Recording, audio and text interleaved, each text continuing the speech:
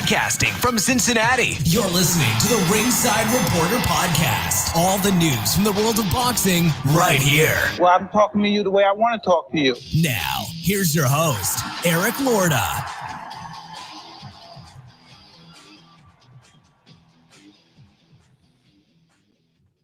And we are live. Welcome to the Ringside Reporter Show, where we talk about the latest boxing news. If it's related to boxing, we'll talk about it here. My name is Eric Lorta, and I'm here with my co-host, Joe Habib.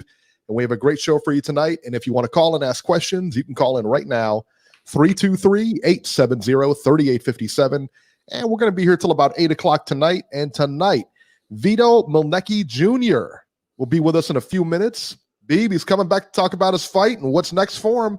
I can't wait. Good kid. And yeah, he really is, man. And tonight, we're going to go ahead and talk about Canelo Alvarez and Triple G fight next week. Now, they're going to fight different people, but we'll break down those fights. You know, we can't have everything in 2020. I mean, come on. You know? But first, let's get started with DAZN. Anthony Joshua versus Kubrat Pulev. Joshua wins by KO in the 9th round over Kubrat Pulev. Joshua, I tell you what, looked really good in this fight. A lot of people said he didn't look confident in the first couple rounds or whatever. Listen, man, I don't know. To me, he just looked patient. He didn't want to rush anything. He knew Pulev was a little bit dangerous. You know, listen, man, Pulev's over 200 pounds. He can hurt you. You know, he's a big guy. He's fast. He can hurt you, you know. He knocked down Pulev in the 3rd round, and then again in the 9th round. Pulev, when he was knocked down in that 9th round, he beat the count, and he was immediately met with a vicious right hand that put him completely out. I mean, that right hand was about as good as a right hand you're going to see, and it just hit him right flush. I don't even know that he saw it coming. I think he was still hurt. I'll be honest with you, man. I think he was still hurt from that knockdown on the 9th, from that first knockdown on the 9th, and I don't think he recovered. He got up and just got cracked, man. Just got cracked. Before we talk about what's next for Anthony Joshua, Beeb, take me through this.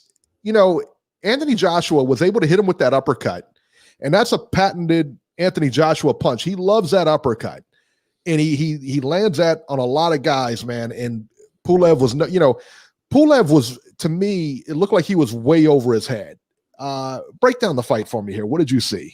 Well, you know, Joshua is who Joshua is. He's got his flaws just like most fighters do. I saw some flaws on Saturday, but here's the thing. I mean, he won every round, knocked him down, I think 4 times in the fight. The uppercut was beautiful. Let's talk about the positives. The uppercut was beautiful. That right hand at the end was, as you said, was the most picture-perfect right hand anyone could ever throw right down the pike. It was a perfect punch. But he was in there with a guy who really didn't offer up much resistance. He was in there with a guy who was older. He was in there with a guy who was slower. He was in there with a guy who was intent on just throwing a jab and every now and then an occasional right hand. A guy that really isn't a real active type fighter. Joshua kind of reminds me, and I'm going to point out an interview that I watched, and I agree with Dillian White when he was asked this question about Joshua. And he said, he looks like a guy who's kind of caught in between styles right now, trying to figure out what type of fighter and what he really wants to do in there.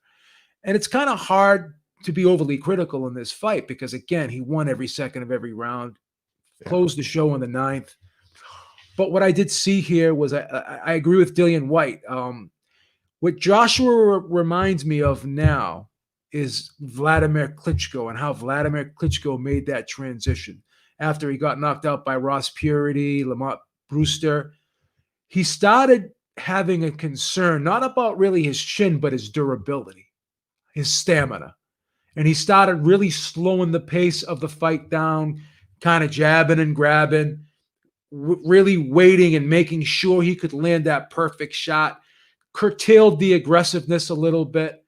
And I'm starting to see Joshua turn into that fighter. Now, whether or not that's a good thing or a bad thing, against a lot of guys in this division, it's going to be and it can be effective. He's going to beat a lot of guys doing what he did last night because he could still punch. He's still explosive. But the huge problem with Joshua, in my opinion, is the transitioning. The transitioning from offense back to defense. There's a lag there. The jab comes out beautiful, but doesn't come back beautiful. When he recoils and resets, kind of discombobulates himself a little bit. And I think there's a pause. There's a little bit of hitch there. And there's opportunities for a skilled fighter to land right hands over that jab when that jab comes back low. And when he has those, like if you watch in the first Ruiz fight, Ruiz punched with him. After Joshua landed the big shots and Joshua was kind of resetting and recoiling, that's when Ruiz caught him off guard.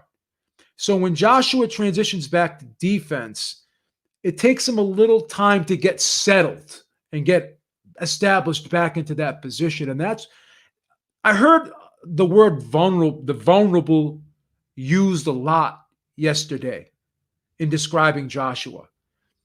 And I don't know if it's applicable against a guy like Pulev, but against certain guys, I think this new version of Joshua, I'm not 100% sure that this version of Joshua, well, I feel pretty confident this version of Joshua doesn't beat Tyson Fury. I just don't see it. And I even think this version of Joshua may have some problems with Usyk. May even have some problems with Dillian White now. I'm not saying he'd lose to Dillian White, but I think he'd have some problems because of the transition, the slow transition back, the jab hand coming down low, and very stiff, and is upright, and the chin was up in the air. I still think there's a lot of defensive liabilities there, but again, he was in there with the guy that wasn't going to exploit those things.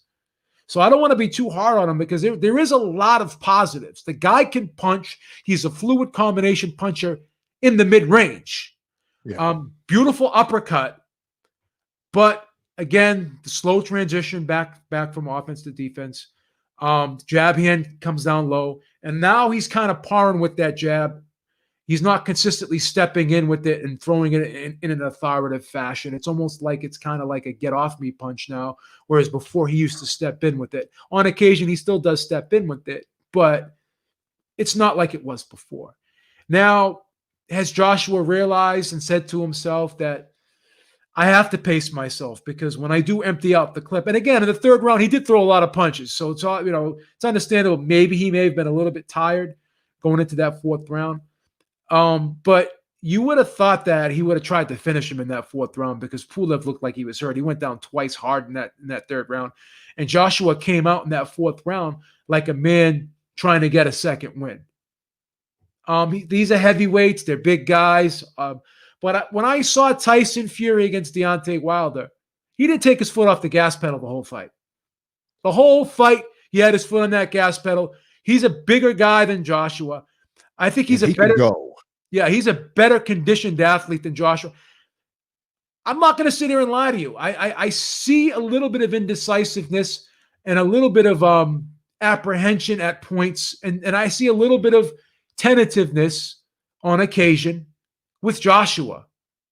That doesn't take away the fact that he's still got pretty fast hands for heavyweight. Doesn't take away the fact that he's still a fluid combination puncher. Doesn't take away the fact that he can still hurt you with either hand. But I still think there's a little bit of a mental, there's a conflict, I want to say, that's inside right now. And when he's asked at the end of the fight, do you want to fight Fury? He couldn't say unequivocally, yeah, I want to fight Fury. He's basically saying like he's trying to. Ask the crowd who I want. It's like, dude, come on, bro. He never really mentioned him. I mean, it wasn't. I hate that. Listen, if you want to fight the guy, you want the biggest fight. You know what the biggest fight in the heavyweight division is. Hey, I want this guy. You know who I want. Yeah. And then he had that little speech before he came out to the ring. He just. I don't know. I mean, it just seems like he's trying to be some. Is that the one they played on the screen or whatever? Yeah, that was kind of corny a little bit too. And I don't like this stuff either. It's just I don't dislike the guy. there's just something about him that just doesn't jibe with me. He just doesn't seem like he's really committed, and I just like my heavyweight champions to be like confident. They ask him, "Are you the best heavyweight in the world?" Well, I'm the best version of myself. It's like, what does that even mean? I want to see. It's like they're ready to rip your face off 24/7. I want my heavyweight champion to be like Tyson Fury, Mike Tyson. Yeah, I am the best. Yeah, I do want to fight him. Right. Right. And again, this doesn't take away from the skill set. It doesn't. No. It doesn't take away from the skill set. But again, we talk about this all the time. When you're up at that upper echelon elite level, it's the little things that matter. And he may be missing a little bit of those little things that Tyson Fury does have. And that's going to make the difference in a fight of that magnitude. I mean, would you agree on that possibly or no? Yeah, I think so. I mean, after the fight, Tyson Fury tweeted out, and so did Bob Arum, tweeted out something later on that evening saying that first thing Monday morning, we will be negotiating this fight to happen. So bottom line is this leaves Deontay Wilder out, and I don't know. I'll be real honest with you. I don't know that he's too concerned about that. Deontay Wilder, that is. I think if I were Deontay Wilder, go to Bridgerweight, go fight Andy Ruiz or somebody else, and try to get that. And that's a bad fight for me too. But this is the fight to make. Your contract's expired. You're going to lose this battle. This is the next fight coming up, and that's that. I mean, It really is. That's that. But I'm going to be honest with you. I can't really say he did anything too wrong, but a lot of fighters said they saw flaws. The transition is one flaw. He's always had that transition coming back, and he drops that left and he's open for a right. We've always talked about that because we were talking about that when we were talking about the Ruiz fight. We were talking about that with the Wilder fight, that he has a propensity to get hit with right hands. He keeps that head straight up in the air. That's an old European. You remember the old European fighters?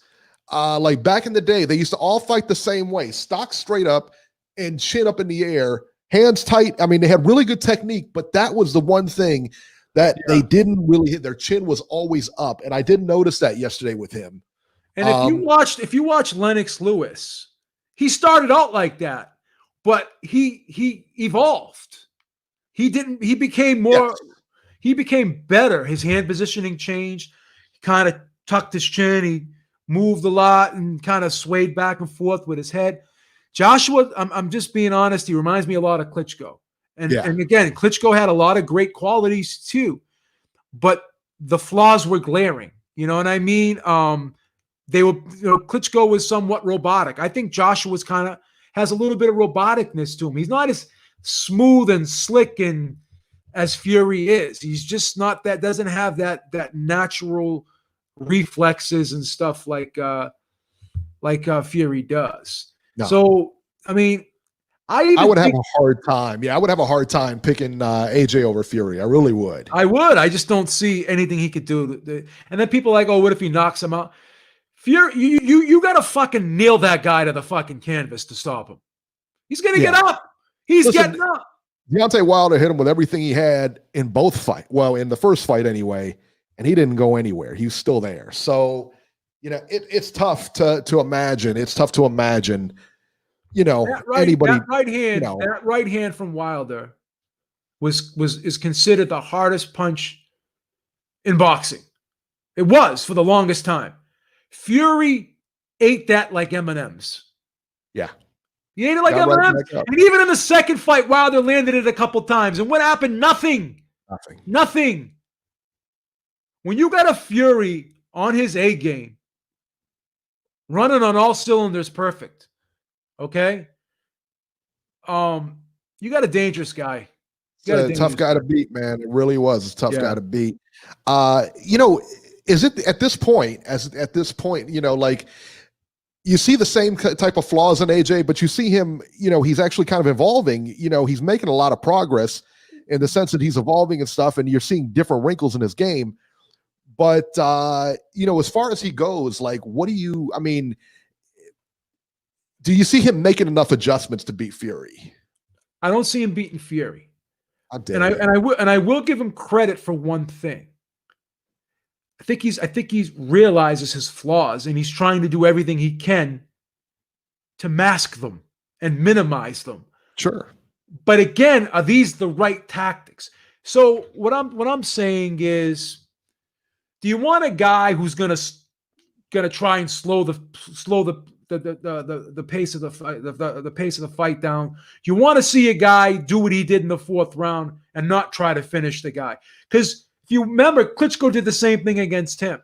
Everyone's sitting there saying, well, Joshua got up, and credit to Joshua got up.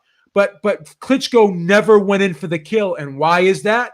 Because he was afraid he was going to get gassed out. So if you're a fighter and in the back of your mind, you're always worried about gassing out, you're never going to let it all hang out. You're never going to be able to just fight off of instinct. You're always going to be battling with yourself.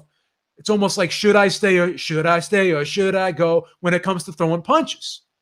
You know what I mean? There is a little bit of indecisiveness with Anthony Joshua right now.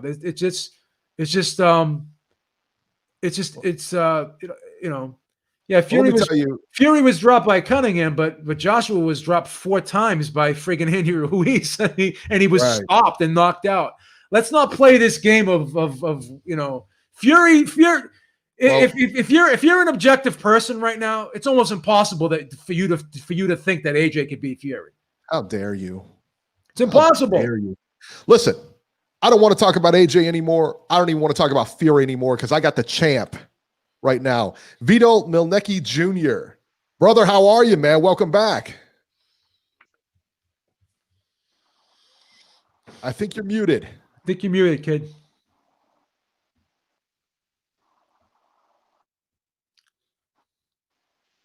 There you go. I think you're okay now. No, I can't hear him. I can't hear him. Uh-oh. We got some technical difficulties. Probably tell him to jump off and jump back on, see if he can get his sound right. Yeah, do me a favor. Jump off and then jump back on, and we'll see if we can get your sound right, okay? All right. Some technical difficulties. Vito will be back. He will be back. I mean, could you see Joshua beating Fury based on what you've seen in these last couple fights? I don't care what version of Joshua we see. I don't see him beating Fury. Now, this version of Joshua is good. Let me bring him back on here. Okay. Vito, can you hear me? Me? Yes. Now I can hear you. Oh, no, I can't hear him anymore. Yeah, it's like a delay or something like that. What's going on? Is something wrong with your mic or something? I don't know.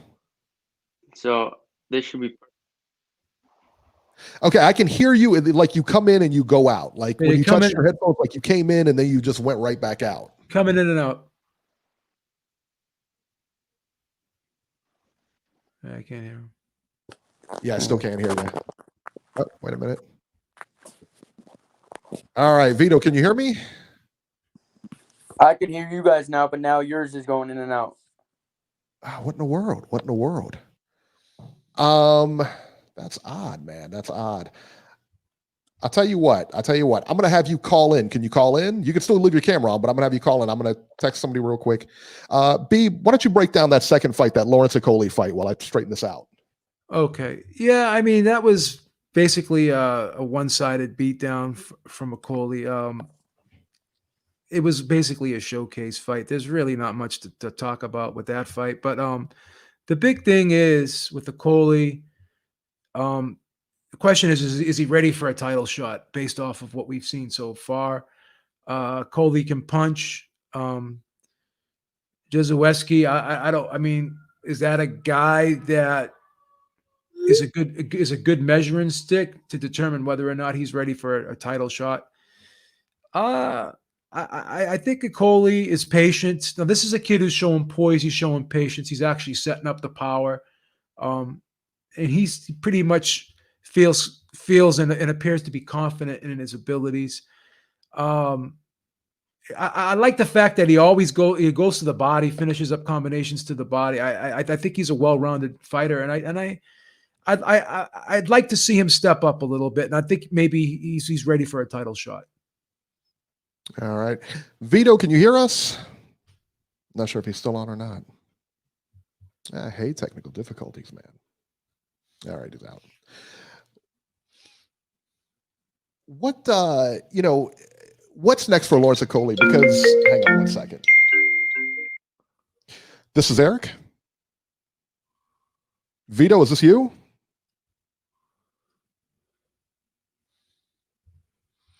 All right, am I speaking with Vito? You guys can hear me now? Yes, I can hear you now. All right, Perfect. All right, finally, Vito on the line. Sorry about that, man. I don't know what happened. Not sure why, but hey, you're on now. Tell him he can still put his camera on. Yeah, if you want to put your camera on, you can.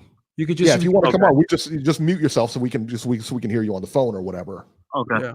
All right. You're a handsome kid. We want the girls to be able to see you. That's right. A lot of girls interested, man.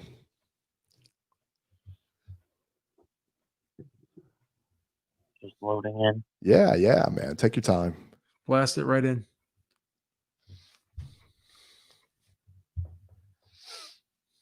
See, Beeb, this is what happens when you do stuff live. It happens. Yeah, but you always work it out. That's why you're a technical wizard. I am. I don't like to brag about it. That's why we promoted you to the senior technical executive over at Ringside Reporter Live. Over at Beeb Industries. Subsidiary of Beeb Industries, Ringside Reporter Live. Subsidiary of Beeb Industries. Oh, my God. So we did. We took care of you. That's how we do, man. That's how we do. It feels so good to get this, to have this COVID out of my system. Yeah, a lot of you guys don't know that. He was dealing with Beeb with COVID. Yeah, for a couple Beeb weeks. had COVID since So guys, I don't know why it's not letting me all right, don't worry about it. We'll just okay. Don't worry. We'll just talk to you on the phone. That's cool, man. We'll just do the voice. Don't worry about it. We don't want to stress you out here. Yeah, I don't want to stress you out, man. You got enough, man. You got people throwing punches at you and everything like that. What kind of stress am I going to put on you, man? Plus I'm bad. I battled back from COVID, baby. Nobody cares about that, Beeb. Beeb, they're interested in the champ right now. They're interested in the champ. They're interested in Vito Mielnicki, all right? Not your COVID stories. Nobody cares about those, Beeb. I'm heartbroken. Vito, do you care about my COVID? No. I hope everyone's healthy. That's what I hope. That's Vito speak. Let me tell you what. That's Vito speak for he could care less about you. There son. You go. That is Vito speak for he could care less about your COVID, all right? Vito, let me ask you a question about the last fight with Stephen Pulev. You knocked him down in the first two rounds, first round and the second round. Did you say to yourself that this is going to be a short night? Were you surprised this guy was able to go the full 6? And were you disappointed? No. Go ahead. I wasn't disappointed. I mean, obviously you want knockouts, but those 6 rounds meant more to my career than first or second round knockout would have meant. So obviously I'm not fighting guys that are just coming to lay down like other prospects coming up. I'm fighting guys that are they come, they train, and they come to fight. So I think I'm being built the right way, in the way that that's gonna benefit me most later on in my career. Now let me ask you this: there was a lot of complaining from Steve Pulev. Every time you heard him or knocked him down, complete he had baby. an excuse. That punch was clearly on the side of his head. It was a legal punch. The first knockdown, the second knockdown, right on the belt line. Were you getting frustrated with this guy's antics and their or what was going through your mind at the time when you heard this guy constantly complaining to the ref? Did you get the sense that he was trying to steal a point away from you, get you get a foul against you so you could lose some points so he can try to get ahead on the scorecard? What was going through your mind when all this was going on? Yeah, so I mean, I've been in the game a long time. I've sparred, I've fought, probably over 1,000, definitely over 1,000 rounds in my career. So, those thousands of rounds I've encountered a lot of experiences where people have been complaining or saying that a punch wasn't legal when it was. So, all of the experiences I've had throughout the amateurs, in the gym, and already in my professional career, built me for a moment like that where someone's complaining and trying maybe not to make me go down to the body as much because trying to get a point, like you said. But my experience, I'm too experienced for that kind of action from an opponent. Vito, let me ask you too, like when you got those knockdowns, okay, and you went the full distance in this fight. All right. Yeah. When you get those knockdowns, how do you calm yourself and get, because I think most of the people, when they get a knockdown, their first is to go full force ahead, and they end up losing a lot of energy, you didn't seem like that. You seem very calm in there. How do you maintain that? How do you stay calm within those knockdowns? And how do you know if you could get him out of there or not? I mean, what's that point? Well, yeah, you could tell by the reaction of your opponent how hurt he is, but a lot of guys, they do have a good poker face to where they're not going to show you if they're hurt or not. So, really just, which I've worked on with Joe is, like, don't, after you get a knockdown, don't just rush in and just throw shots. Like, pick your shots and pick shots that you know that could land and hurt the guy. So, I mean, I rewatched the fight, and Lennox Lewis even said it as the rounds went on. It looked like I was settling down more into the fight, and I just looked more as a professional in terms of settling into the fight. So, like I said, the rounds were good for my career. Yeah, I mean, I agree with you. And this is what I said after that fight. I said that, it wasn't, I think everybody would like to see a first or second round knockout, but at the end of the day, that's not really going to help you moving ahead. Yeah. I mean, this is the kind of fight, because this guy knew how to survive, and exactly. he put in shots. I mean, he clipped you with a couple of shots, nothing to win the round, nothing to stun you or hurt you. But, I mean, he was able to come back, you know what I mean? And that's the thing, man. I mean, it was just an all out, just a really good, solid win. I mean, he didn't win a round. He was never in the fight. But I think those were, I explained it, those were the kind of fights I thought you needed, Yeah, absolutely. 100%. What do you think was the big takeaway that you've learned from that fight? What was the greatest lesson you think you could take away from that experience? I'm going to say that you're not going to get, like you guys said, when you drop someone and hurt someone, you're not always going to get the knockout. In a young career, obviously you want to get knockouts and you want to build up that knockout percentage, but just some fights it's just not going to happen. And I don't look for knockouts. They come. So, and at my age, at 18, I'm already hurting guys that are 30 years old. So once I do get to 21, 22 years old, punches that I'm hurting them with could potentially end the fight, end the night. So, yeah, I mean, I learned that night that not everyone's going to lay down after getting dropped.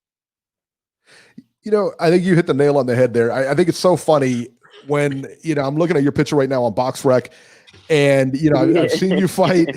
And the thing is, man, it's like, you look like you're 12, I mean, you really do. You just have a baby face, Yeah. And like, to think that you're hurting guys like in their 30s or like, I mean, just, you could just mangle somebody, it's like, it is like the baby face assassin over here, man. Look at that picture.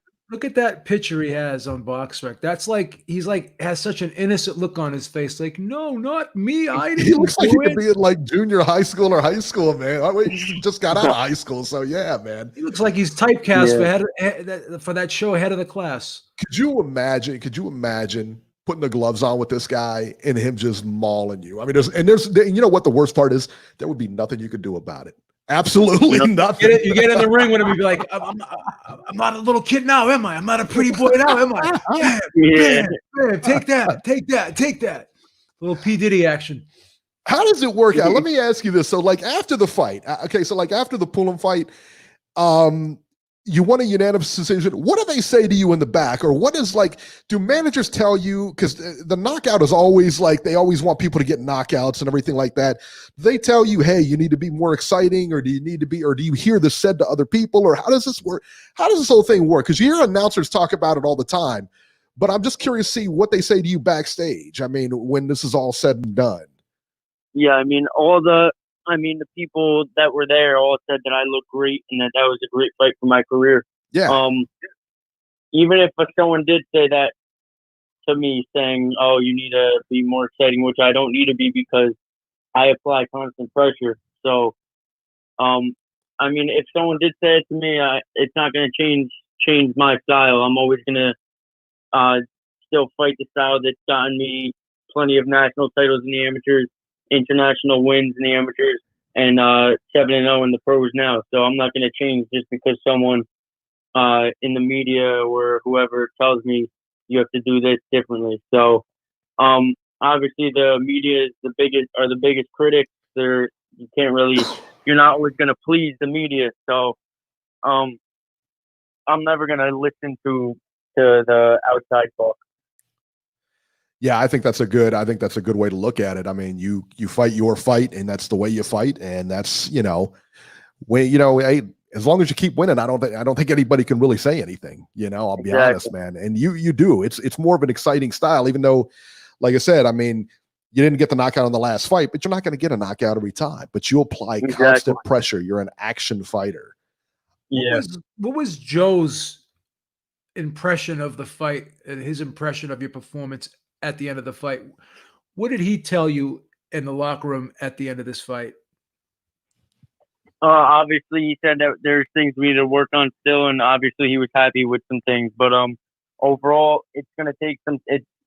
Like things don't happen overnight, and things that I've worked on with Joe in the gym, that we might have thought I was doing great. It was great in the gym.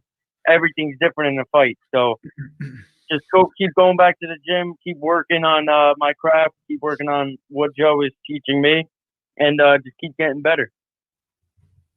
What did he give your performance on that night? I mean, when you fought this last time, what did as far as like your performance went, did he say you did a great job, or hey, we need to really work on this, and this? Oh well, obviously, I don't want a yes man in my corner, so having like a guy, my dad, he'll always keep it straight up with me. So he'll tell me what I need to work on, this, that, whatever. But then Joe, obviously, he tells me we need to work on this, and this in the gym. And then he'll tell me, oh, we did this, and this right. So yeah. But every time, even what I was doing right, we're still going to go back and improve on it and just master it. And then just keep going back to the fundamentals. The fundamentals are what come back late in the fight. So just keep working on everything. Okay, so like now you just finished this fight. When are you looking to fight again? Yeah, we're hoping maybe February. We'll see though. Whenever CBC and Al gives me my next date, so we'll see. I'm staying ready though. I've been in the gym this whole week after the fight, so that there's nothing really else I want to do. Even because I came back to Jersey, my days are boring without going to the gym. So I always go to the gym wherever I'm at. Wow. So do you know like who you want next, or are you to the point where like you can say, hey, I've seen this guy, I'd like to fight him next, or do they just give you an opponent? No, they give me my team, they'll go over a few guys, and then whatever we'll see whatever my team thinks is best for my career at that point, and we'll go from there, watch some tape on them, and then get ready to fight. What do you guys do, the undercard fighters? Do you guys hang around? Are you able to watch the main event, or do you guys just go right home? What happens at the end of the fight? Yeah, so the bubble is obviously different, but we moved our bag from our room in the bubble part before my fight, so we moved it out of the bubble so we were able to stay and watch the fight. But all the guys have to go back to the hotel and watch the fight in a ballroom on this big TV that they set up. So it's a little different than than what it normally is. Wow. Okay, so when you're in the bubble, you have to leave immediately. Once your fight's over, you're out. And then you can go to like this ballroom or whatever and watch the fight, but you can't stay in there and watch the fight? Yeah, you can't stay there and watch the fight, no. Wow. I wonder why that is. Everybody's been tested. Yeah, I mean, everybody's been tested, right? I mean, crazy? Yeah. Wow. So, wow, that's crazy. That's interesting, man. That's very interesting. Yeah. Different. Yeah, I would say so. But now you go to this, I guess, so you go to the ballroom or whatever, and they got a TV set up and everybody's in there. You could watch the fight there or whatever. Yeah, you can watch the fight in there. Gotcha. So when you're at like a regular card, okay, and there's people there and everything, do you actually stay and watch the fights, or you're kind of like, or do you just head out, or you actually just you want to sit and watch the other guys fight, or? Yeah, I usually stay and watch the fight. So wherever I'm at, obviously I was on a few big cards already, thanks to Al Heyman. But yeah, I usually stay and watch the fights because I just love boxing in general. So. Wow. So did you watch the Shakur fight last night, Stevenson? Yeah, I did. I watched that fight. What were your thoughts on that? I thought Shakur looked great against the guy he should have looked great against. So he just keeps getting better and better. I want to see him fight. I mean, obviously he's gonna fight either. I think he said he wants to fight Jamel Herring or Carl Frampton, the winner of that. So see who we get in that. Yeah, I was gonna say both of you guys are from New Jersey and everything like that. So yeah, that would be. I just kind of curious to get your thoughts on him from last night. Yeah, he looked good. He looked sharp. Yeah. So as far as like, okay, so you got 7 fights in the books now. Is there any talk of like titles or anything like that? You know, with this, I tell you, you see a lot of people coming up, and they've got like 10 fights. And they want a title fight, or 12 fights, and then they want a title fight. Are you looking to go like the long? I mean, how does this? How are you looking at this, or is it just one step at a time for you? Yeah, I mean, I'm a baby still. I'm still 18, and I'm not in a rush. I know what the future holds for me, and I know what my future is. And that's not being cocky. That's just me, like obviously being in the sport since I was 7 and knowing what I'm capable of doing. So we're gonna take it step by step and just keep building up my record and just keep getting better and better. I'm not in a rush. I'm in this for the long run. A lot of guys, they want to get a title. They want to get a title and not be able to hold it. When I get the title, I want to hold it. So I want to be at the right age for that and have my man strength, obviously, like we talked about earlier, and be at the right part of my career and get the right fight at the right time in my career. Beeb, this guy is solid, man. I mean, he really is solid character, everything, man. Good head on his shoulders. He's going in the right direction. Yeah, I think so. I love the fact that he's with Goosen. I really do. I think that's a good trainer for him. But I think how much, given the fact that you've been in here, okay, so you've been in the game since you were 7 years old. All right. You fought, I can't imagine. I mean, with your pedigree and everything, with the amateurs and everything, I can't imagine there's a style that you haven't seen. What does Joe Goosen bring to the table, or is when he comes to the table and takes you to the gym and teaches you things? Is this stuff that you legitimately didn't know, or how does this? I mean, what does he bring into the table for you? Yeah, I mean, obviously it's stuff that I've seen, but I just never used or learned. So, like I was always just a boxer, counter puncher. I could press you out, but I was never a great inside fighter. Like it was more of I never really learned the short punching. I always was medium range and long range. So the short punching is important, especially later on in your career against better opposition. There's going to come a time in a fight where you might be in a dog fight on the inside and you're going to have to shorten up your punches. And I never really learned that style of fighting. And now with Joe, I'm learning that.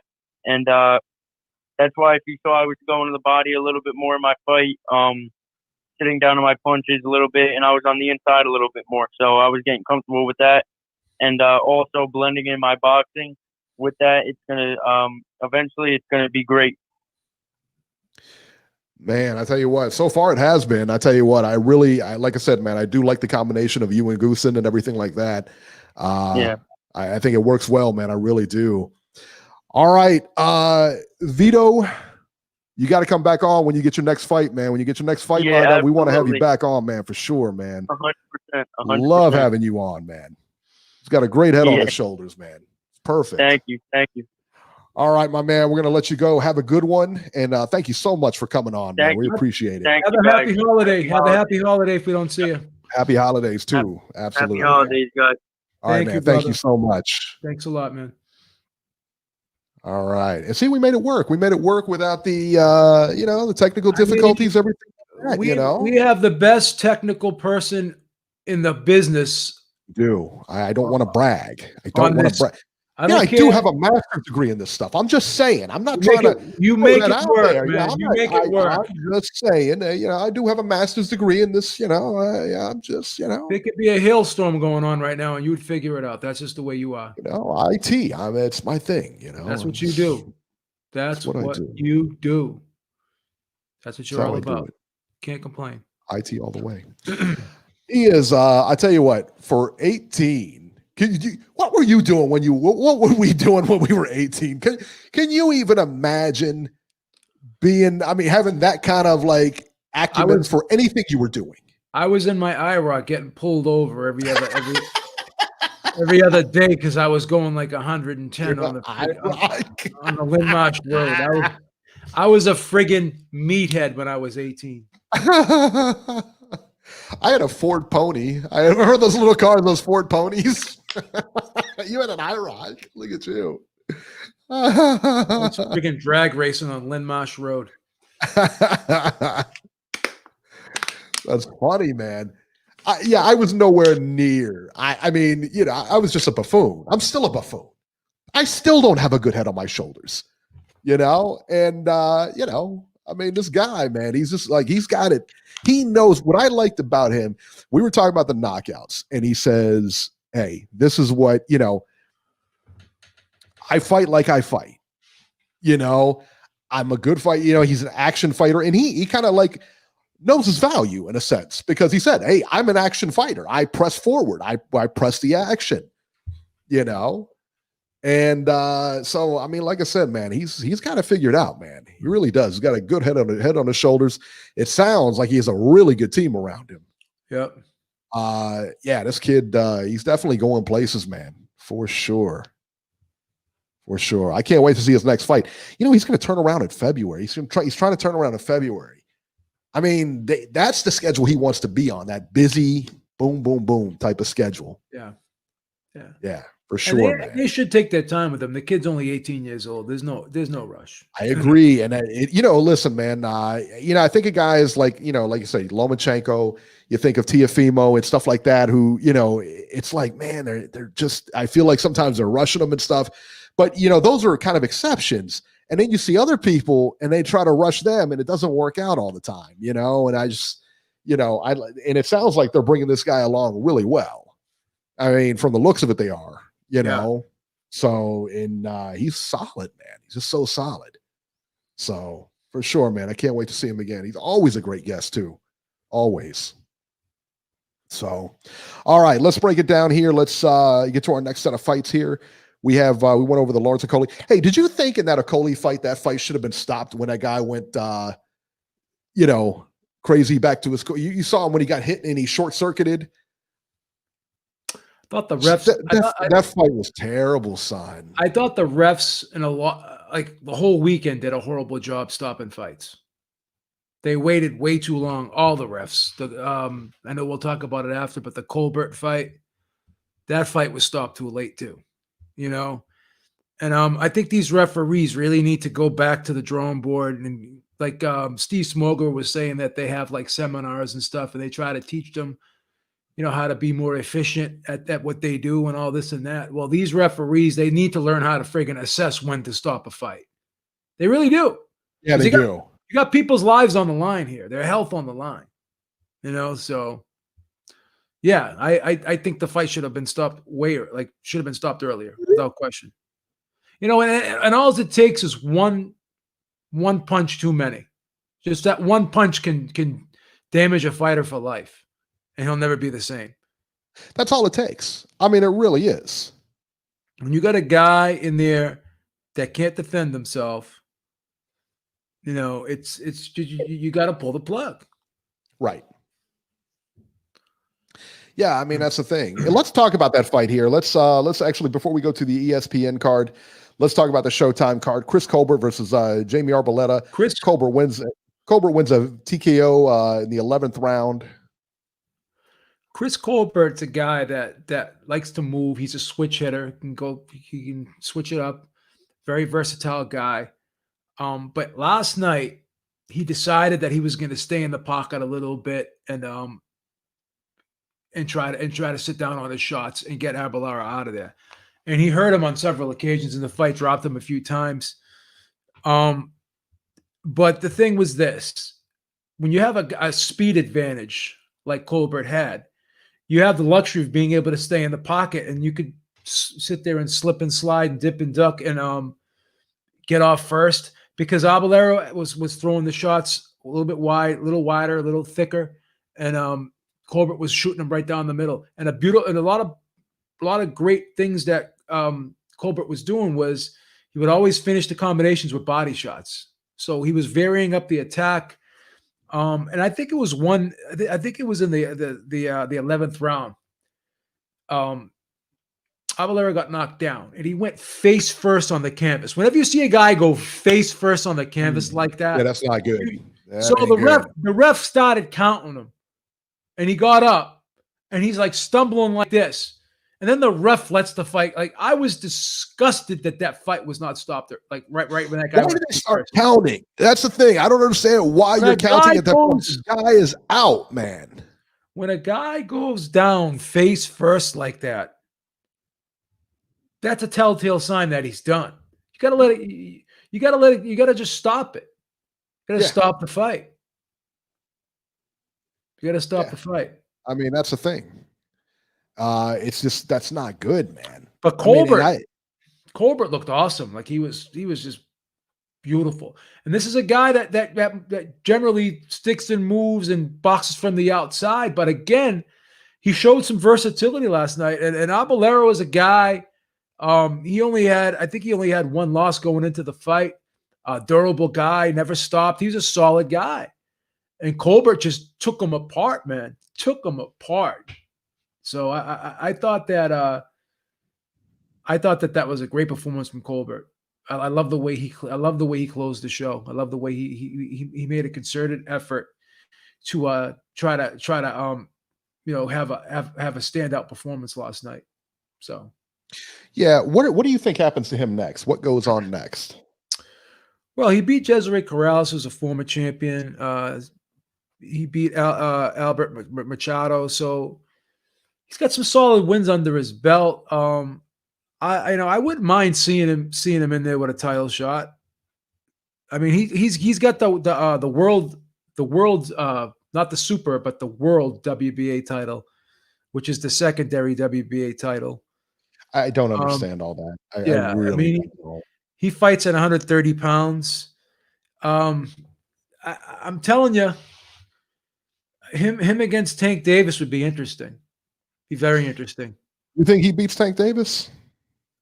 I would have to favor Tank because of the punching power, but I think it's possible that he may have a shot to outbox him. Really? He's a slick fighter. It would be a good fight for him.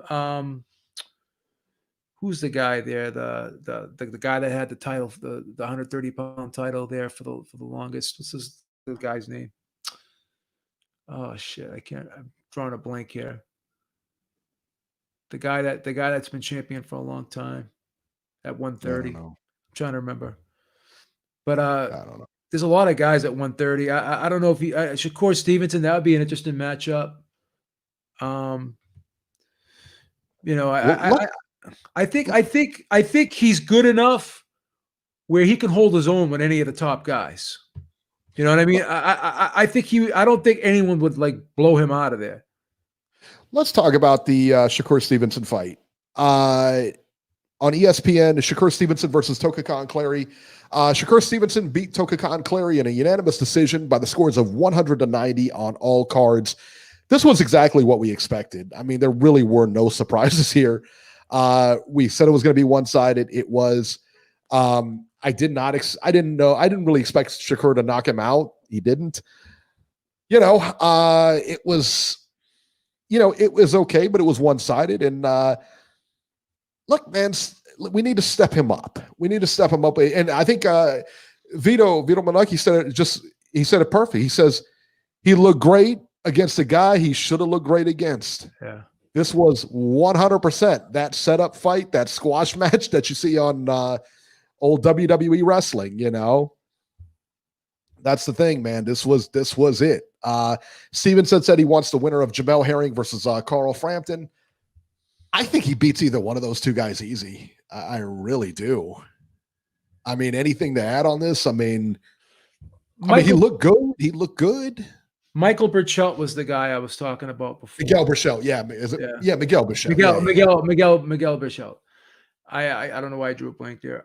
You know, I love Stevenson. I think he's evolved. I think he's gotten better. I think he's another guy that's sitting down on his shots. He's another guy that's fight inside a lot better. Before he was primarily an outside fighter. Now he's added a wrinkle to his game where he's sitting in the pocket. He can fight on the inside. He's going to the body. He's shortening up the punches.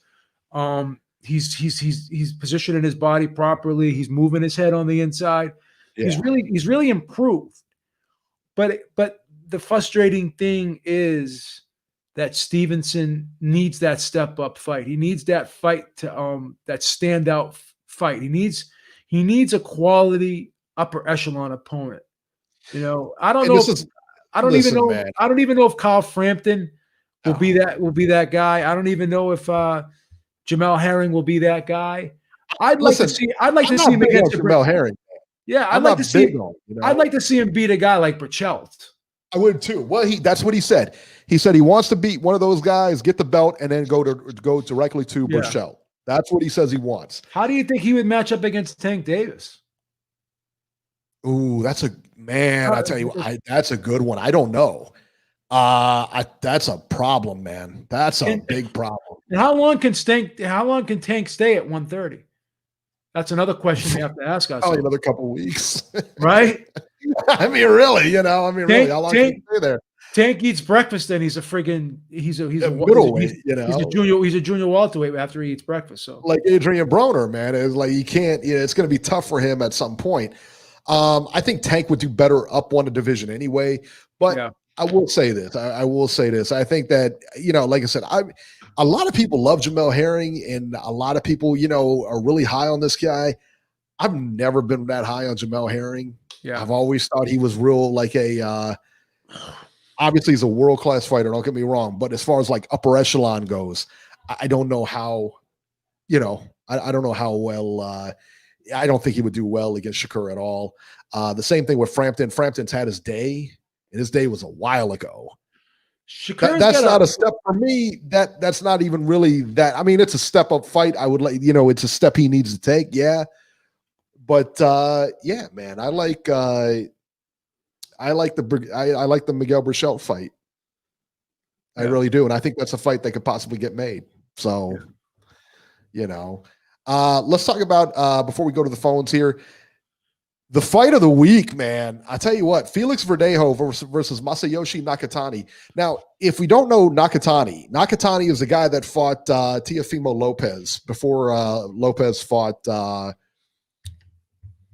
Lomachenko. All right, so Nakatani we know can fight. Man. I'll tell you what, though. Felix Verdejo was winning this fight hands down. He was. Hands down. And the big talk about this was in New York next year, the Puerto Rican Day, the Puerto Rican Day weekend and everything like that. In Madison Square Garden, you got Verdejo, you got Teofimo. And for the first 6 rounds, I can't wait for that fight.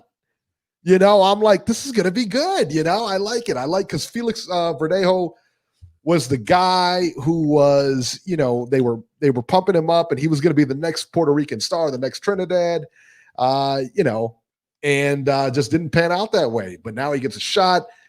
Let me tell you what, man, that was a fight. He was beating him constantly, knocked him down a couple of times, that straight right hand. And then all of a sudden in the 7th round, he got rocked by that 1-2. He just never got out of the way, man. He pulled straight back. He was never pulling back on an angle. He would always pull straight back, always with his hand down, always with that left down. So he was getting smacked with that right.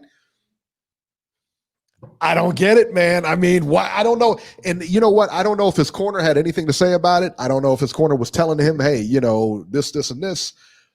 But, man, what about Nakatani? Nakatani was hurt several times in this fight, and he looked like he was on the verge of getting stopped himself. Yeah. And here's something else that I heard, and I don't know how true this is. I believe Nakatani injured his orbital bone. I think, remember that eye that was closed? I think it looked like it, yeah. I want to say it was the left eye, if I'm not mistaken. Yeah, maybe. I thought it was the right eye. Oh, the right eye. You're correct. It was the right eye. That was closed, and it looked, and I guess they were talking about that could possibly have been broken. So this guy, went to hell and back to get this victory. Who's the guy, Beeb, that recently had an orbital bone break that we claimed he had a orbital bone break? It's verified. Who was that? But he just quit the fight. He didn't fight on. He just kind of quit the fight. Who was that guy? Wow. Who was that? You got to leave Daniel Dubois alone, man. You got to leave him alone, man. I'm just saying. Guy's a warrior. Nakatani finished the fight. I'm just saying he won.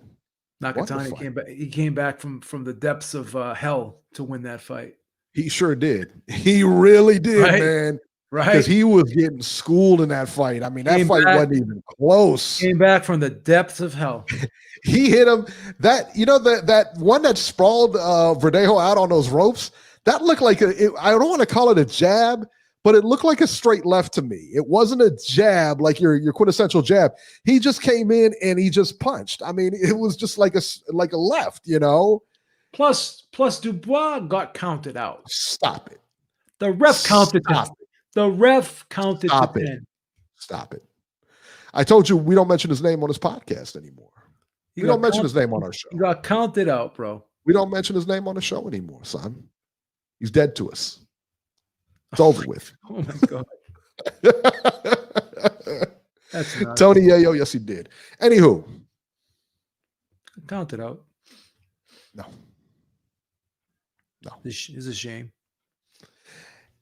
I tell you what, man, the way Verdejo was knocked out, that was like, wow. I mean, he really came back. But, where does Nakatani go from here? I mean, does he get a big payday? I guess he's going to get a big payday. Hopefully he gets a big payday after this. But they're not going to put him against Teofimo again. He's not getting a Teofimo rematch. He lost every round. No, every round. Wasn't close. The fight was not close. He did well. He did very well in the fight. Well, no disrespect to him, but what determines doing well in a fight? I mean, if you lose every round, you're not. I mean, he didn't get knocked. Well, let's just put it this way: he did well because he didn't get knocked out. Wow. He was supposed to get. No, there's no disrespect to him. So disrespectful. I never disrespect other fighters. You just went off the handle right there and just disrespected this guy. You just took a dump on fucking Daniel Dubois. He had it coming. Stop it.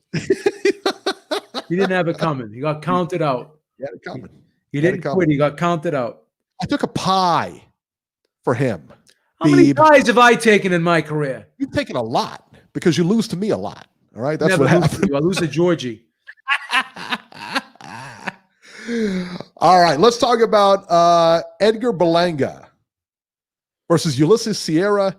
Berlanga continued his knockout streak, knocking out Ulysses Sierra in the first round. Let me tell you, Berlanga is now 16-0 with 16 first-round knockouts. At super middleweight, I think it's time to step up his competition. Beeb, let me ask you a question. There's two things that really bother me here. Number one is that they keep counting the streak. And I get it. It's good for media. It's good for TV and everything, but it's not good for him. That's number one. That's what I'm saying. Number two, though, that guy he was fighting last night, you know it and I know it. He shot up. That guy, listen, Berlanga was wide open up the middle. That guy hit him with a couple of rights, and if that guy had any kind of power or anything like that, he would have made a fight out of it. Did you see? Are you seeing this? Are you seeing what I'm seeing? I'm not saying Berlanga's not a good fighter. I think Berlanga's I think he's a really good fighter. Okay, he's clearly got a lot of power. Well, he can punch, obviously. Clearly. We can't take that away from him, right? No. But he tends to get real wild in there. And he tends to get real sloppy in there. Am I wrong in this? Am I talking out of turn here? Listen, I'm no disrespect to the guy. When I watch this guy fight, I feel like I'm watching a tough man contest fight. I just do. I mean, he just goes crazy in there. I don't see. We haven't. He's just going in. You know what this is like? Remember Goldberg in the WCW when he had that streak and he was undefeated for like 90 something fights or whatever. It was like 200. He went like 200 now, Beeb. Something like that. Yeah. This is what this reminds me of. These are. I hate to say it. These are set up fights, bro. Wow. I am uncomfortable. With the amount of disrespect you've shown fighters on this episode alone. Disrespect. Unbelievable. Disrespect. So Berlanga's got a freaking murderer's row of fighters on his resume, is what you're trying to say. Ulysses Sierra? Oh God, you're killing me tonight. This is like a Saturday Night Live skit right now. Crazy. You're out of control. When you I'm out of control. What am I not? When you watch Berlanga fight, though, do you see the same things I see where he's like wide open? He's throwing looping shots. I mean, it's a tough man contest. I'm excited for him and I want to watch him fight and everything, but I got a feeling that once he steps up, because he has not stepped up yet. Remember Butterbean was the king of the 4-rounders? This guy's like with the distance. This guy's like, I know, but that was an outlier. But this guy's the king of the 1-rounders. He's the king of the 1. So if it goes 6 minutes, he's out of gas, because every shot he throws is with mean intentions. He's trying to get you out of there every single shot. You cannot do that for 10, 12 rounds. What's going to happen? He's not going to be able to do it for 8. When the fight goes into the second round, what's going to happen? Explain to me. Tell me what's going to happen. Because I don't know. Nacho's on the line. I'm going to go to, I think Robert. I think this is Robert 530. I'm going to go to Robert first, but I'm dying to hear what Nacho has to say about him. I really am, because Nacho, I'm sure listen, everybody likes me 16-0, 16 first round knockout. But if you got 16 first round knockouts, B, I already know what Nacho's going to say. Oh, how dare you put words in Nacho's mouth? He's a caller of the year. That's right. What am I doing? I can't do that. What are you doing? You can't do that. I'm out of line. I'm way out of line. I got a nice line up, but I'm out of line when it comes to Nacho. That's right. Disrespecting fighters, everything like that. Also, too, Clay Collard, everybody's favorite, lost fairly close unanimous decision to Quincy Lavallas. After the fight, Collard said he would be going back to MMA next year. Really? Yeah. So after that, like all he had to do was lose and he was out? I think MMA, if I have to be honest, and I don't know the guy, a lot of people I think they like MMA better. I think they do. I mean, boxing's fine, but once you learn you can kick somebody in the head, it's pretty cool, Yeah. I don't know. Once you learn you can choke somebody unconscious, that's pretty cool too. So yeah. It's more weaponry. Or a lot more. Weaponry, right? Yeah, for sure. Oh, God, for sure. Yeah, the stuff that, taking people's arms, taking people's legs, all the stuff that you wouldn't even think about is like, it's just insane what they can do to you. All the stuff Robbie does. Robbie, expert in all that stuff. I heard Robbie sparred this weekend. That's what I heard. Yeah, let's get the PS5. That's what I heard that too. I can't spar because I'm on quarantine, guys. So why do you on quarantine? What happened? Why are you uncoordinated? Why do you say you're uncoordinated so you can't spar? I've seen you. You can spar. I'm on quarantine. I couldn't go out if I wanted to. My mom got tested for COVID, and until she gets her results back, neither one of us can go anywhere. I heard you were hitting the clubs anyway. Robert, do you know that I had COVID, Robert? No. Why don't you just tell everybody No, you got I didn't. COVID, Beeb? Yeah, everybody that calls up. Vito calls up. Hey, Vito, did you know I had COVID? Robbie calls up. Hey, Robert, you know I had COVID? What's wrong with you? This is a What's wrong success with you? story. This is a success story. And you're killing it. I made it back from the depths of hell. Hey, guys, did you know Beef had COVID? Did you guys know that? It's not funny. No, seriously, guys, this stuff is no Look joke. at I this. have 2 friends. 98. 98 oxygen level. 98. What is wrong with you? I'm back. Fucking Jeez. back, baby. I was in my bed last week crying, thinking, when am I going to get out of this? Am I going to survive? Am I going to be one of the long haulers? But I'm not a long hauler. Oxygenator. Wait a second. You know what just hit me? The fact that you got an oxygenator, like right next to you, like it doesn't leave your side. Like you're Linus with his blanket. That's what I do. With this oxygenator right there. You never know when you need to call 911 if this thing dips. What's the matter with you? This thing dips. This thing can automatically go into the 80s. I had COVID. You never know what can happen here. Jesus. Robert, save me from this madness.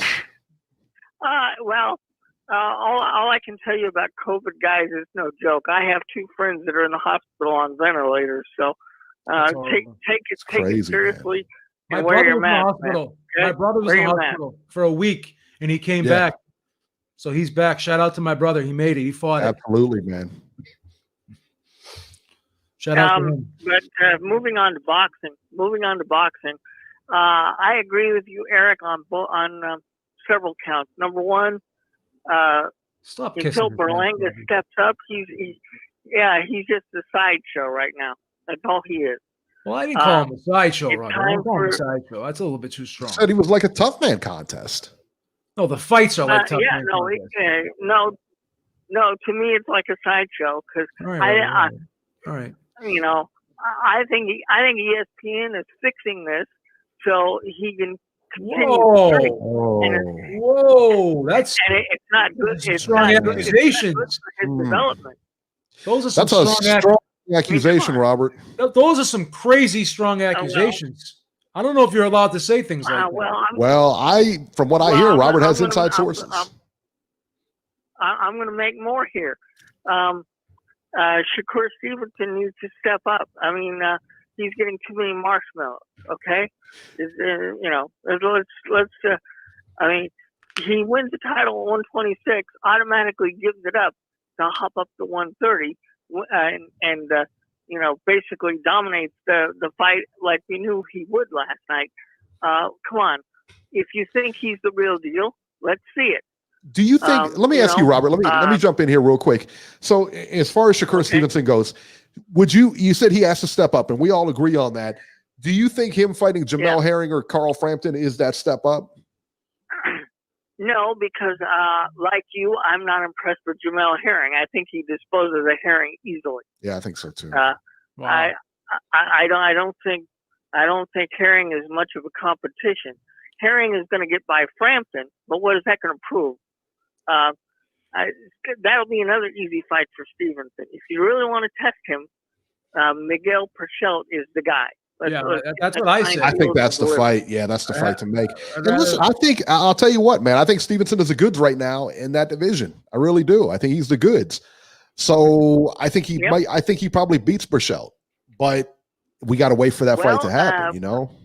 We need to find out if Stevenson can handle Perchelt's quickness and power, because Perchelt is the most powerful puncher in that division right now. Wouldn't you say? Yeah, you could argue that. You could argue that. Yeah.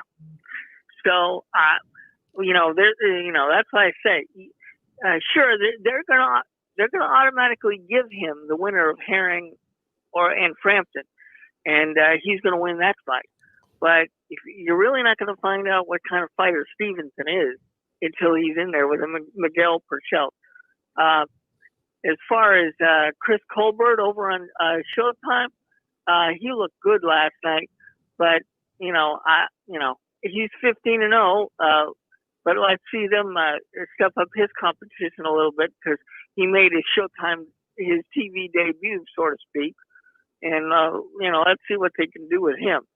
As far as Felix Verdejo, he had a golden opportunity of getting a fight with Lopez, and basically he basically went to sleep and let it go away. So, wow. What can I say about that? And my thoughts and prayers are going to be out for Chris Van Heeren on Saturday because he's going to lose to Boots Ennis, because every time Chris comes on TV, they put him in against somebody, he gets killed. Last time, Earl Spence totally destroyed him. So, I love the guy because he gave me 2 hours. He's a friend of the show, Robert. And me, Robert, Just disrespect the fighters tonight, Beeb. The guy sat there and talked to you for 2 hours. He canceled all his appointments for the whole day. He was on here. It was wasn't Van Heerden. Son is the friend of the show. He gave you 2 hours of your time, and then you're talking about him like he's yesterday's news. How dare you? Wow, that's cold. You a cold fish, man. How dare you, Robert? Cold fish. Hey, unfortunately, Boots Ennis is going to be another killer at 147, man. What can I say? I don't know about that. Well, I'm taking Van Heerden, son, because I'm loyal. You're crazy. I'm betting. Hey, I'll be happy if he wins, but I don't see it. I don't see it. And as far as the heavyweights are concerned, I agree with Beeb 100%. Fury will win not one, but both of the fights against Joshua. Yeah, I think so too. Fury's too good, man. He's too good. And let's put it out there. Tyson Fury is the best heavyweight out there. He doesn't duck any challenges. If Joshua is saying he's making comments and saying he's not the best, then maybe he doesn't belong to be a champion. Because when you're a champion, you're supposed to act like you're the best. Wow, ripped him again, son. That's what I've been saying. Ripped him again. All right, Robert, we're gonna get going, man.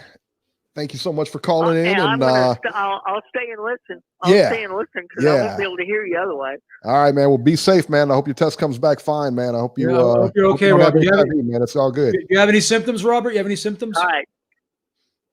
I heard you had a burning sensation when he urinates. Not me. Mom had symptoms, but not you. Get out of here with you. No, that's correct. Yeah, he's going to be all right, B. They're going to give him some penicillin. He's going to clear right up, man. Well, I wish your mom the best, man. I hope everything works out. Yeah, I hope your mom's okay, man. I would not wish this on my worst enemy. No, it's not good, man. It's really not. It's horrible. Notorious VC, thank you so much, man. We appreciate it. He says, why did you guys think Fury Aram get more criticism for signing such a bad deal? Is it lame to call out Joshua when you owe Wilder another fight? Well, here's the deal with that, is that contract expired. That contract expired. He does not owe Wilder another fight. They will get right to work on it. And they said, and Bob Arum broke it down and said, if Pulev wins, because he's got Pulev as well, if Pulev wins, then the Wilder fight will go on with Fury. Beeb? Any thoughts on that? Bob already knew that Pulev wasn't going to win. He was Everybody knew Pulev wasn't going to win. Blowing a lot of smoke. He knew this. He was concerned more so with this Fury Joshua fight more than anything, and we all know that. There's no secrets here. Yeah, there's no secrets here. All right, Nacho. I believe it's Nacho. 805. You're live. Hey guys, what's up? What's happening, Nacho? All right, talk to us, Nacho. Nothing much. Talk to us. What about Edgar Berlanga? Yeah, I was gonna say because I heard you guys making a comment about that. I don't disagree with you guys as far as them not doing him any favors as far as like the level of competition. Mm-hmm. But at the same time, though, for a guy who's been knocking out dudes like he has, you have to find like someone that's in the middle, not a top 15, top 20 guy, but you got to find a guy that's maybe like a top 25, top 30 at this point. You know, someone that can actually take a shot and actually come back at him. Because at this point, like beating guys like Solis and Linnell Bellows and all these other dudes that he's fought on TV lately, that's not going to do it. That's not going to help his development. I was thinking somebody along the lines, but I don't know if it would ever happen. I was thinking about guys like maybe J. Leon Love or Caleb Truax. Caleb Guys Truax, that that's a kind of good been fight. contenders. Yeah, I think that's a good fight. Those are Yeah. better fights for him. You know, I think he needs to step that's up that what I was action a thinking, little bit. Somebody along that line. Yeah. Yeah, because like you guys said, the whole selling the knockouts, yeah, it's great and it's going to get people to watch. But at the end of the day, he's not going to learn anything. And it's like you were saying, Eric, he last night after going after Solis to get the knockout, he was pretty wild and sloppy, and that's not good. Like that's not that's a guy who is more concerned about keeping the knockout streak alive than he is learning how to fight, and that's not a good look for Berlanga. They need to so end. I'm hoping that They need to end that knockout streak and so they could stop talking about it, because I don't think it does him any favors. It really doesn't. Not for his development. It does in the box office, but not for his development. Yeah, exactly. Like he's gonna end up being like Tyrone Brunson, a guy who got a bunch of knockouts at the beginning of his career, but once he fought guys that he couldn't knock out, then he was done. He was done as a fighter, and I don't want to see that happen. I don't want to see that happen to Berlanga. So, we'll see. And then with the rest of the card, man, I'm so disappointed in Verdejo. It almost seemed like he literally ran out of gas. He literally ran out of gas after 6 rounds. I don't think so, man. I don't think so. I don't think he ran out of gas at all. I think he got clocked. He got it with a good shot, man. And he never recovered. I don't think he ever recovered after that. That 7th round, he got buzzed. In that 8th round, he got buzzed. In the 9th round, it was done. Got it with a sledgehammer. Yeah. And he's got, like, we broke it down earlier, man. He's got some flaws in his technique, man. He really does. Like I said, when he backs out, he drops that hand. He was getting hit all night. Dude got it with a sledgehammer. Yeah, you would have thought that with Salas being his trainer, they would have corrected that by now. But yeah, you can still see that he makes a lot of the same mistakes. Well, I mean, you got to think that they worked on it. I mean, but again, you get hit and you kind of go back to what you know or whatever, man. I don't know. Yeah. You revert to what you did before. Yeah, because his trainer's good. I mean, for sure, but. Oh yeah, no, I'm not saying he's terrible. He's better than the last guy he had, that's for sure. But yeah, that was so disappointing. I mean, I give Nakatani a hell of a lot of credit to come back because he was getting wiped. As far as I was concerned, he was losing that fight big time. Yeah. So for him to come back in the last 3 rounds and salvage that defeat, that victory, that was unbelievable. You got to give him credit. It was awesome. But yeah, it'll be interesting to see where he goes. Yeah, it'll be interesting to see where he goes because he's not going to get Teofimo, that's for sure. No, he already lost. It'll be interesting to see who they give him next. Yeah, for sure. I agree with you guys on Stevenson. He's skilled in everything, but they got to find somebody who's a legit threat. If he gives Burchell, that will be the ultimate test as to how good he really is at 30. You think he beats Burchell? He beats Frampton. It's going to be tough, Eric. I think if he wins, it's going to be a close win. It won't be easy because I think Burchell has enough experience and he has enough savvy that he's going to give Stevenson a run for his money because he's in his prime and he's feeling ultra confident right now, having won all those fights in a row. So yeah, he's walking in there like he's going to walk in there and definitely try to keep his title. He's not going to roll over for Stevenson. If Stevenson's going to beat him, he's really going to have to be like on his A+ game to beat Burchell, I think. The other card with Colbert, man, like that was an unbelievable performance. I didn't think he was going to go toe-to-toe with Arboleda, but man, that was crazy how Colbert was able to, slip his shots in there, make him miss, and then just counter him all night. And then the fact that his speed and his timing was just letting him land those unbelievable rights. It was like, wow. I mean, I'm totally shocked at how he took him apart towards the end because I didn't think he was going to knock him out. But man, that was a hell of a performance. I wouldn't mind seeing him fight Gervonta, but something tells me that I think Floyd and Ellerby will keep him away from That fight ain't Gervonta. happening anytime I don't think soon, Culver son. gets it. Nope. Yeah, I don't think they're going to let him fight Gervonta anytime soon. No. Because I think this kid could give him a run for his money. That's for sure.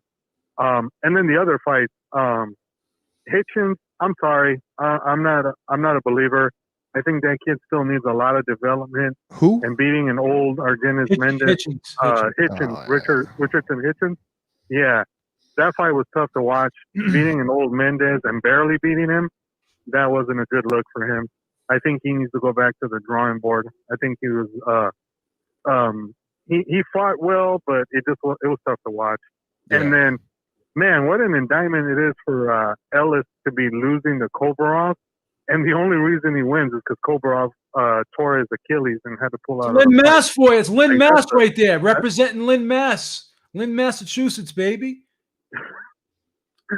That's what it's about. That's how we do it here. That's how we do it here in Massachusetts, man. We win it. We win any way we can at all costs. That's how it is. At all costs, we take the W, no matter how it comes to us. That's how it is, man.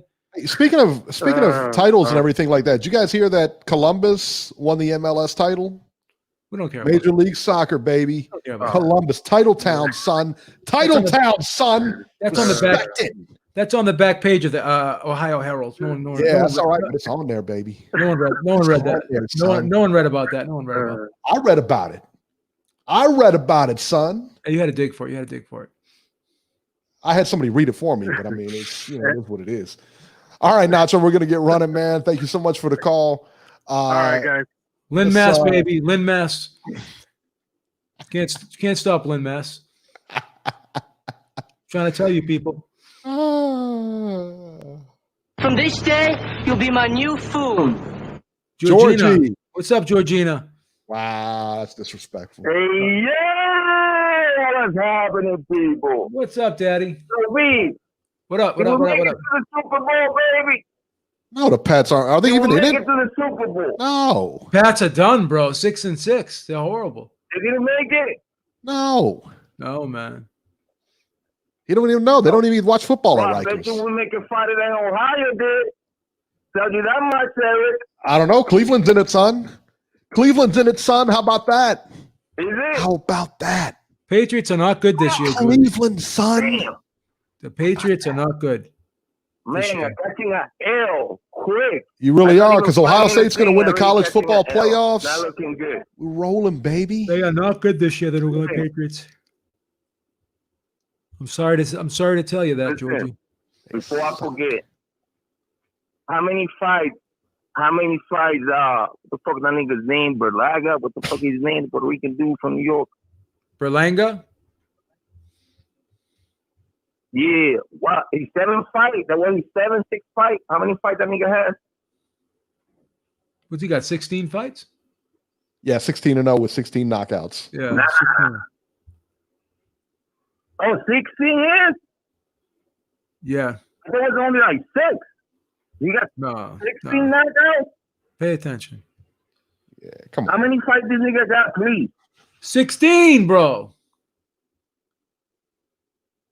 16 with 16 knockouts. Yeah, that nigga, would you ask some competition? Anybody after 12, 13 fights?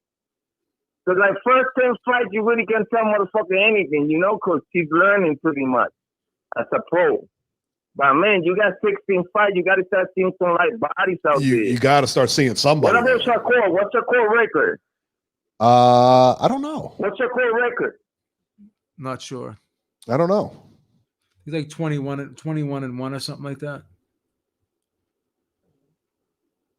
21-0. Yeah, you see, like that's the problem right there. Like if you compare both of them, I mean, at least this dude got 16 KOs. All in the first round. At least you're gonna see a bump getting knocked out. Somebody gonna hit the fucking canvas. Yeah. I mean, that's the problem with Shakur, baby. Shakur ain't putting no bodies out there. How many fights this man gonna make with no body? Well, I think that's the thing with Shakur is he doesn't have a particularly pleasing style to watch. He's not very pleasing to watch, babe.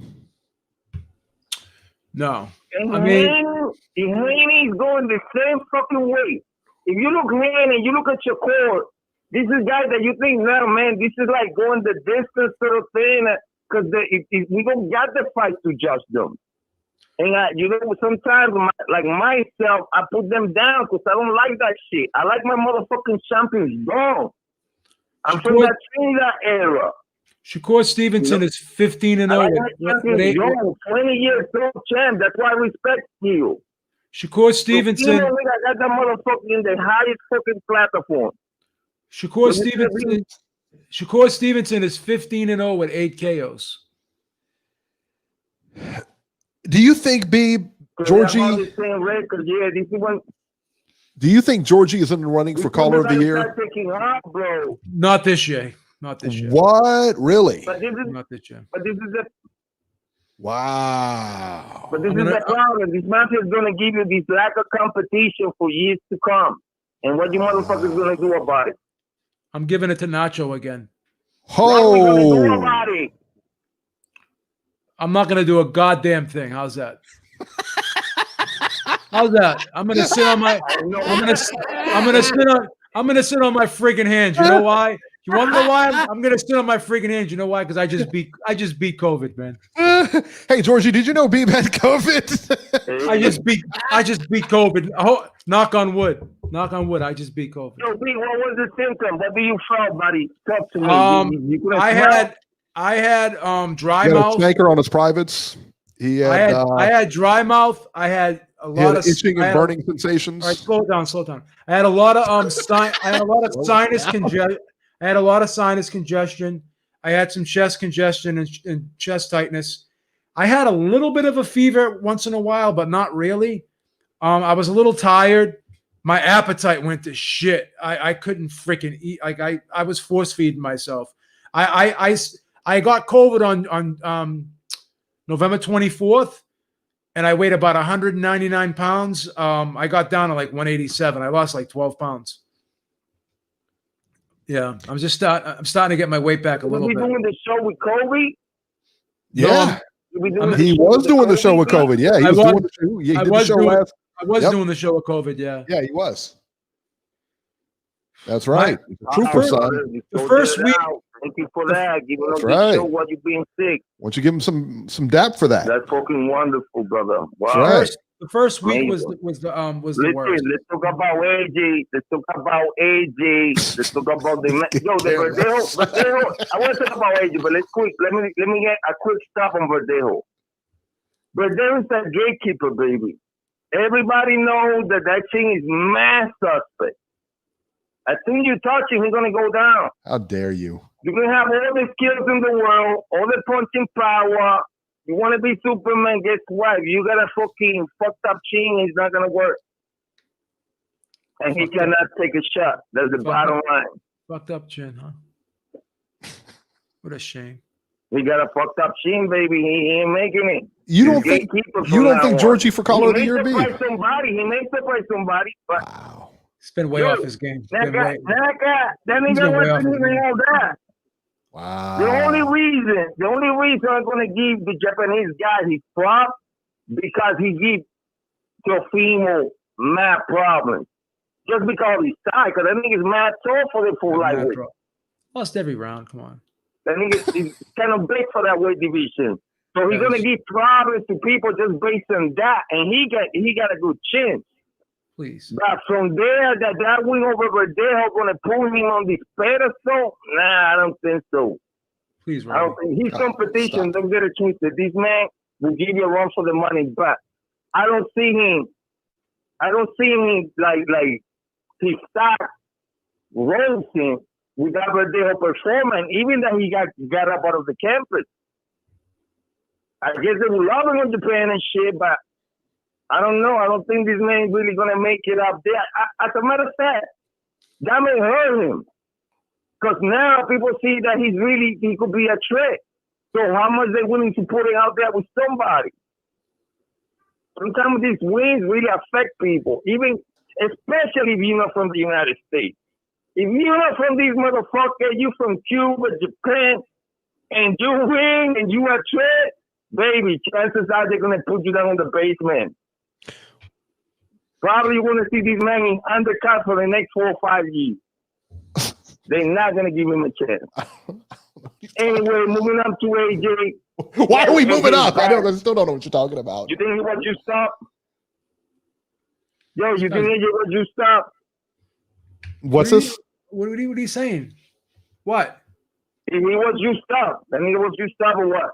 Oh, here we go with the juice stuff now. Come on, will you please? Is AJ juiced up? No. No. We always see AJ taking a full round off. Every time AJ takes a full round here and there, the whole fucking round he takes What it does off. that have to do with anything? He won every round, son. So now they have PEDs that make you take rounds off? I know. Well, he does that just so, it could be He fair. does. Yeah. In all the fights. In every fight you see AJ throwing down, trying to catch up with his bread. He won every round, Georgie. Juice, Georgie, he won every round. Huh? He won every round. Yes. What the fuck have to do with juice? Because you're saying he takes rounds off. If he took a round off, he would have lost a round. Eric, what is he talking about? I don't know. He's from another planet tonight. I'm talking about even AJ winning rounds. Even when he's kicking ass, you could see him taking these breathers. You could see him looking for the breathers to try to regain oxygen. Stop it. And in these fights, Let me tell you something. I want to tell you all the time. something. Listen to In me. these fights, he did it less. Enough. You listen to me. What? You got exactly 2 weeks to pick it up because I put you on notice for Caller of the Year. You're embarrassing me. I got to be honest. You're embarrassing me. I mean, you got to come pick it up. You got to come with something more than these conspiracy theories every week. This is my Dundee moment with you. The shit is played out. Pick it up. You're blowing it. These conspiracy theories are played out. Pick it up. I'm so sorry. So nobody in the story of fucking boxing has ever popped out fucking used and fucking juice. Listen, enough with this shit. Listen, enough with this. Let me 2 seconds. Listen, let me tell you something about these mafias who control these motherfucking earth. Let's take the UFC. Nothing Dana White got the last airbender out there. Style bender, not airbender. Last style bender. Than a fucking street joint. The airbender. The last airbender. That's what he just said. He said the last airbender. What's the matter with you?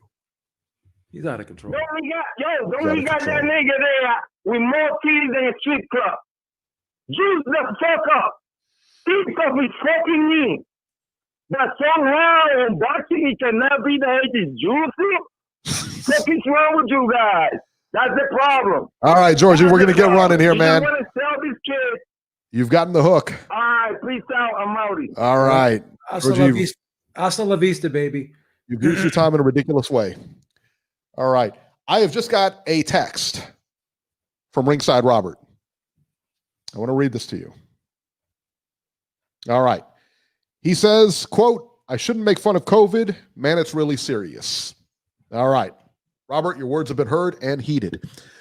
All right. Beeb. All right. So thank you, M-Easy Box. He says, thank you so much. We appreciate it. He says, Shakur beats Frampton, Herring, and Burchelt. Stevenson lives in the gym and always gets elite sparring.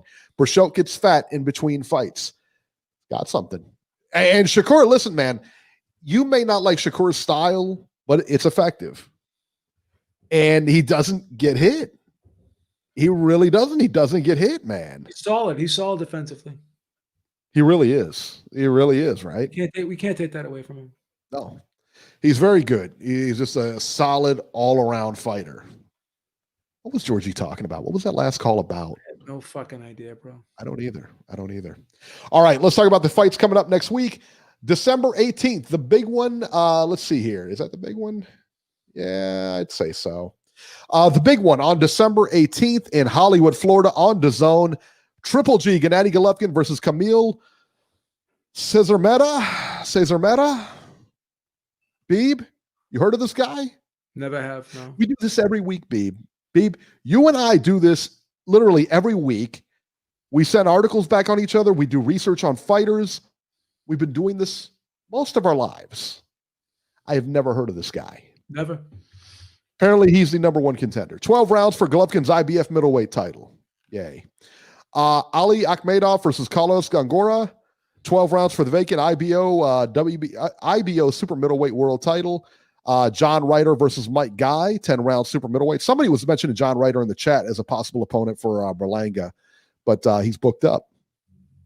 Yeah, this card that Triple G's on in DAZN, I think it's a Friday, not very good. I got to be honest with you, not very good at all. December 18th, this blows my mind, Beeb. Gilberto Zurdo Ramirez versus Alfonso Lopez. 12 rounds light heavyweights, right? Beeb, you got this, right? I do. 12 rounds. This is on pay-per-view. This is on Fight TV. This is a pay-per-view fight. Stop it. Stop. The big one, December 19th, DAZN in San Antonio, Texas. Canelo Alvarez versus Callum Smith. 12 rounds for Smith's WBA super middleweight title. And Alvarez's WBA regular super middleweight title. Go figure it out on your own. I don't know how to explain it. Listen, they're fighting. That's all you need to know. Francisco Rodriguez Jr. versus the dreaded TBA. Diego Pacheco versus Rodolfo Gomez. This fight, this undercard isn't great either. I mean, I got to be honest. This undercard isn't great either. But the main event is. The main event is very good. We'll come back to that in a second. Connecticut Showtime from Uncasville on December 19th. Emmanuel Rodriguez versus Raymart Gaballo, 12 rounds for the WBC interim bantamweight title. Boots Ennis, Jaron Ennis versus Chris Van Heerden, friend of the show. Robert, hear that loud and clear, friend of the show. 12 rounds welterweights. This is the one I'm looking forward to the most on that card. Antonio Russell versus Juan Carlos Payano, 10 rounds bantamweights. Antonio Russell, who is he? Gary Russell's little brother. There it is. That's going to be good. That's a fight right there. That's a good fight. Okay. Triple G, we're assuming, gets past his guy. Canelo and Callum Smith. Who do you like in that fight, babe? I like Canelo big. Really? Yeah, big. Big. Yeah. Wow. I don't know, man. I like Callum Smith. He's a good boxer. He's solid. Yeah, I think Canelo works him, though. I think Canelo beats him. I think it's a good fight, though. It's solid. It's one of those fights that, like, I don't know who to pick. You know? I mean, I'm going to pick Canelo, but I wouldn't be surprised if Callum Smith won that fight. I don't see Callum Smith winning that fight. Wow, how dare you? Just the disrespect you've shown to everybody tonight, Beeb, is just awful. You know what it is? If you're going to beat a guy like Canelo, you have to have quick feet. Yeah. And you have to have a decent inside game. Callum Smith's not a great inside fighter. He's a guy who needs range. He's a guy that's not the quickest guy in the world. I thought John Ryder beat him last fight. He didn't look great in that fight. I thought Ryder beat him. I think you had Smith. I thought Callum Smith washed him in that fight. Yeah, see, I thought Ryder won. A lot of people thought Ryder won. Yeah, a lot of people thought Ryder won. I thought it was completely one-sided.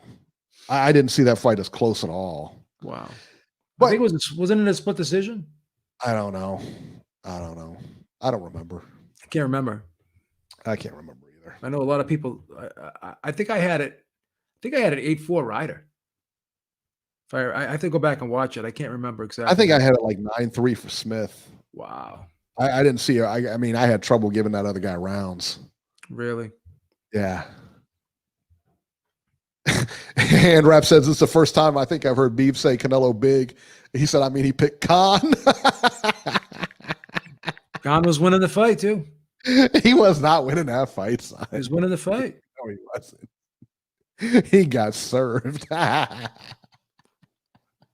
Actually, I think it was a unanimous decision. John Ryder everyone had it 116 and two judges had it 116 and 112, and one judge had it 117 and 111. So yeah.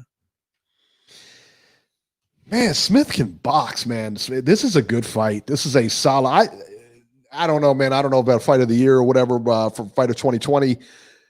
I keep going back to that. What's the Kovalev fight? The Kovalev Canelo fight where he was losing that fight.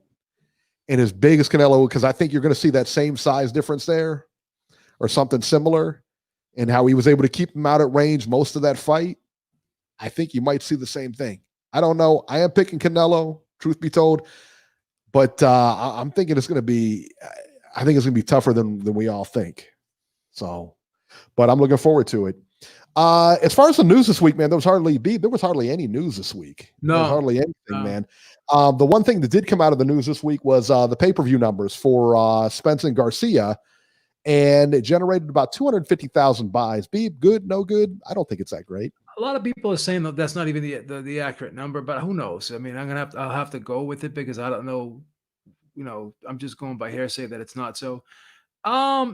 If you think about it, 250,000 at $75 a pop, it's a good little payday. But I mean, as far as you figure if it was 300,000 or more, that's where you start getting into like, wow, this really did something. And I don't know. I don't think it was a very people were really looking forward to it. I got to be honest. I mean, well, if you think about it, what did the Tyson Jones fight do? Was it almost 1.5 million? Was it 1.2 or 1.3? Something in there, yeah. Let's just say it did 1.2. And what was the price? $50? Yeah. So this fight generated 18,750,000. So let's just do the math on the So let's just say the Jones fight did 1.2. So that's 1.2 million times that by 50. That's $60 million generated. Yeah, that's a lot of money. $60 million fight. Yeah, so that actually, everyone's talking about how the Fury Wilder fight was the biggest, the highest grossing fight this year.